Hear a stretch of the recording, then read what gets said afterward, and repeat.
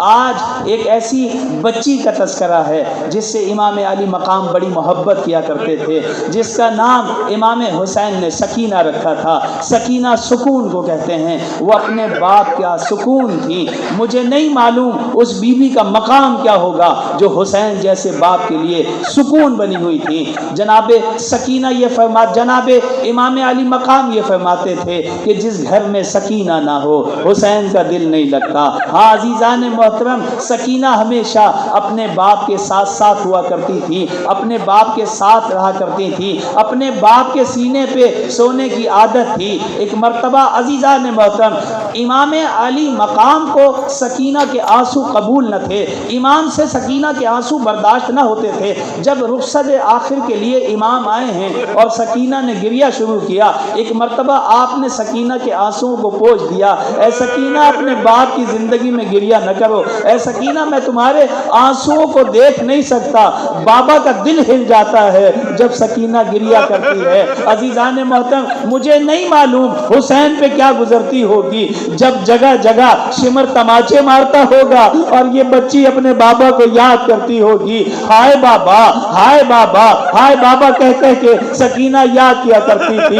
ایک مرتبہ حسین اپنی بچی کو تسلی دے رہے تھے، اے سکینہ بابا جا رہے ہیں، اے میری بیٹی اب اپنے باپ کے سینے کو چھوڑ کے اے سکینہ اب خاک پہ سونے کی عادت ڈالو، اے سکینہ اب پھوپھی کے پاس رہا کرو، اے میری بچی جب کوفے لے جائی جاؤ ارے شمر کے تماچے لگے، سکینہ صبر سے کام لینا، اے سکینہ ارے جب درے چھن جائیں تو بیٹا میری اے سکینہ ارے صبر سے کام لینا، اے میرے بیٹا ارے جب شام جاؤ اور شمر کے تازی آنے لگے ارے ناکے سے گرو، اے سکینہ صبر کرنا۔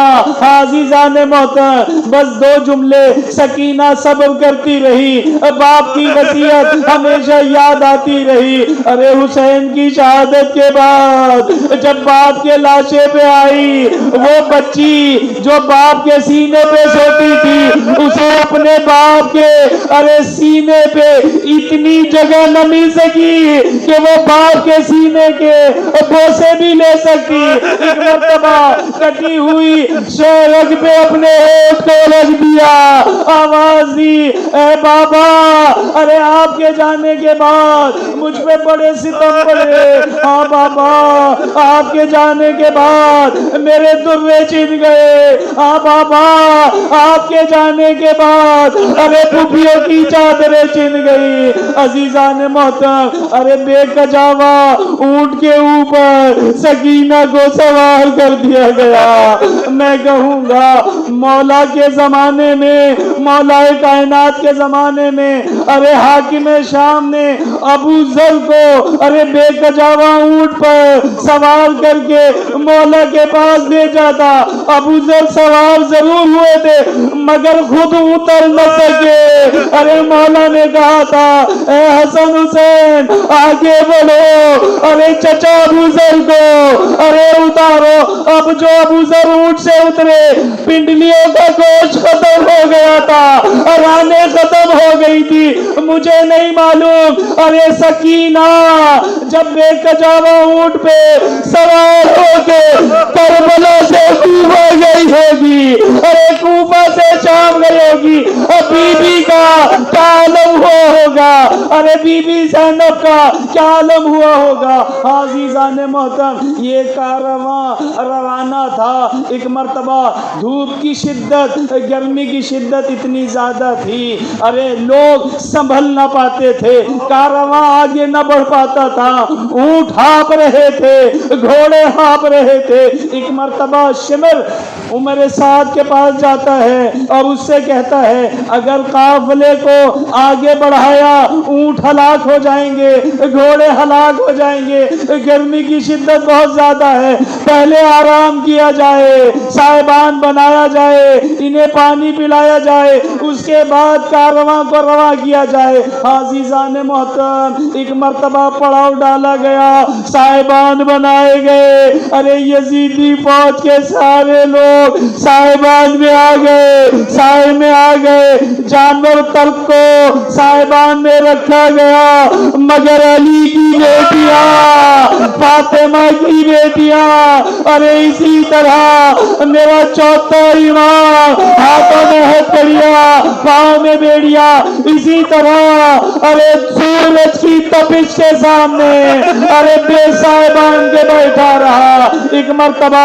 ارے شمر نے پانی پلانا شروع کیا، بس آخری جملے، شمر نے پانی پلانا شروع کیا، پہلے اپنے آدمیوں کو پانی پلایا، ارے سکینہ یہ سمجھی جب اپنے آدمیوں کو پانی پلائے گا پھر شاید مجھے بھی پانی دیا جائے گا، مگر اپنوں کو پانی پلانے کے بعد ارے جانوروں کو پانی پلانا شروع کیا۔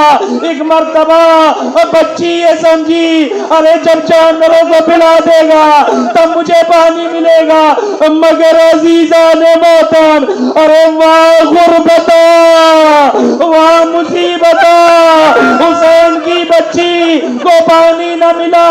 ایک مرتبہ شمر نے وہ پانی لیا، زمین پہ پھینک دیا، بس پانی کا زمین پہ پھینکنا تھا، سکینہ نے اپنے ہاتھ کو ارے پانی پہ گرا دیا۔